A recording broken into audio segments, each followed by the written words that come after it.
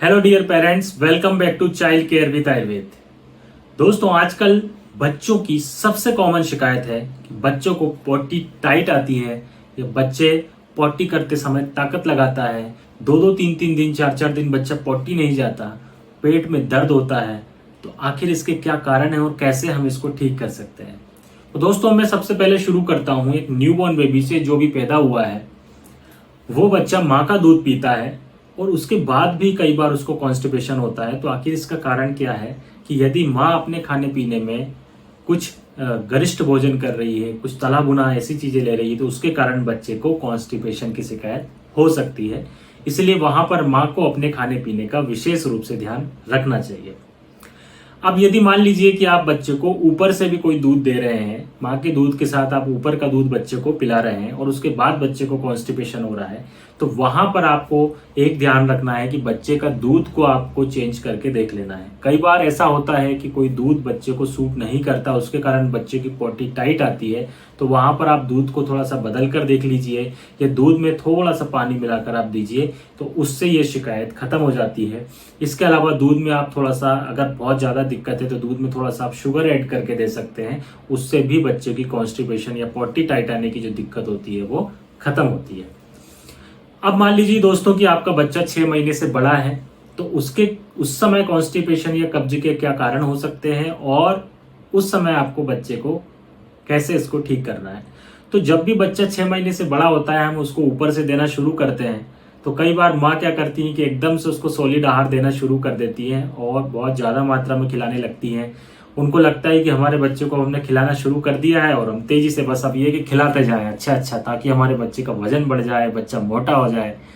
इसी के चक्कर में बच्चे की पोटी टाइट आने लगती है, क्योंकि जब हम एकदम से बच्चे को सॉलिड आहार देना शुरू कर देते हैं तो बच्चा उसको अच्छे से पचा नहीं पाता, क्योंकि अभी बच्चे का डाइजेस्टिव सिस्टम इतना स्ट्रांग नहीं है। अभी बच्चा दूध पीता था, दूध से आपने उसको सॉलिड पर शिफ्ट किया है, तो एकदम से कैसे बच्चा इतनी सारी चीजों को पचाने लगेगा। इसलिए एकदम से सॉलिड आहार आप बिल्कुल ना दें।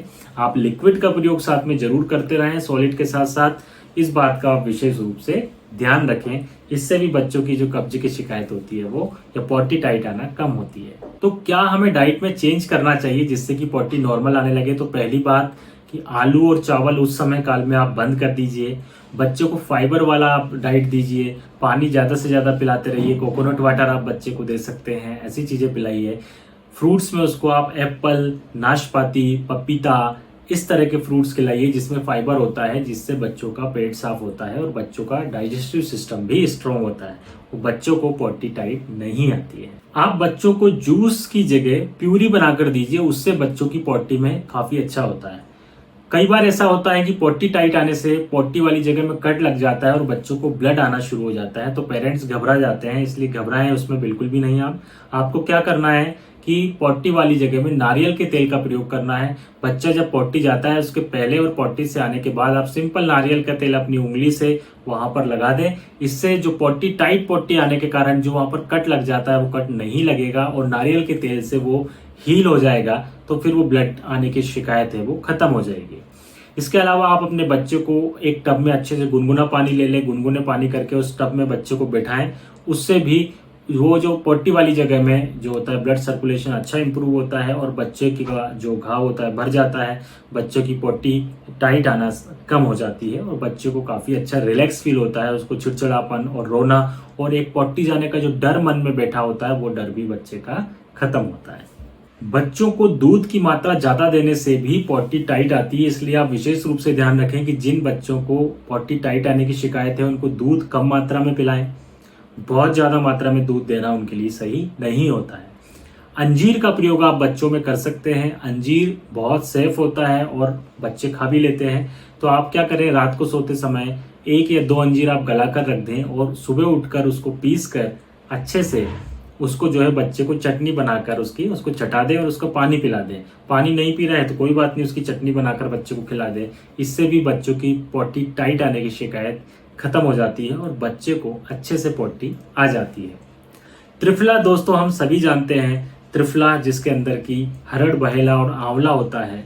त्रिफला हमारे आयुर्वेद में बहुत अच्छी औषधि बताई गई है जो बच्चों के लिए होती है।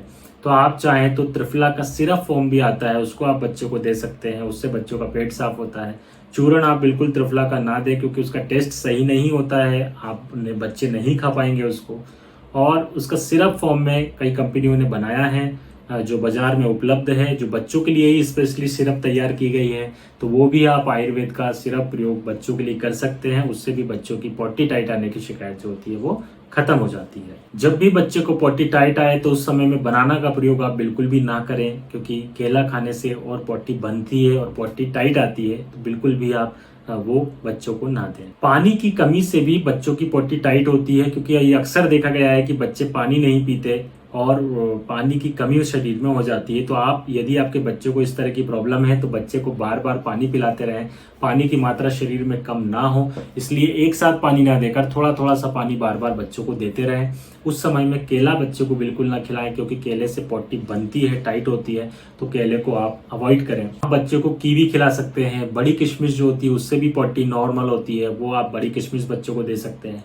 यदि इन उपायों को करने के बाद भी बच्चा पॉटी टाइट कर रहा है तो वहां पर आप कुछ स्टूल सॉफ्टनर सिरप आते हैं, उनका प्रयोग बच्चों में कर सकते हैं। और इसके अलावा यदि फिर भी बहुत ज़्यादा पॉटी टाइट आती है तो वहां पर फिर सपोजिटरीज का प्रयोग करना रहता है, जो आप विशेष रूप से अपने डॉक्टर की परामर्श से ही करें तो वो ज़्यादा अच्छा रहेगा। बाकी दोस्तों, मुझे लगता नहीं कि ये जो मैंने उपाय बताए इनको करने के बाद बच्चे को कहीं भी टाइट पॉटी की शिकायत बचेगी। इन सब बातों का आप ध्यान रखिए। इसके अलावा कभी कोई दिक्कत होती है तो आप मुझसे परामर्श ले सकते हैं। जय आयुर्वेद।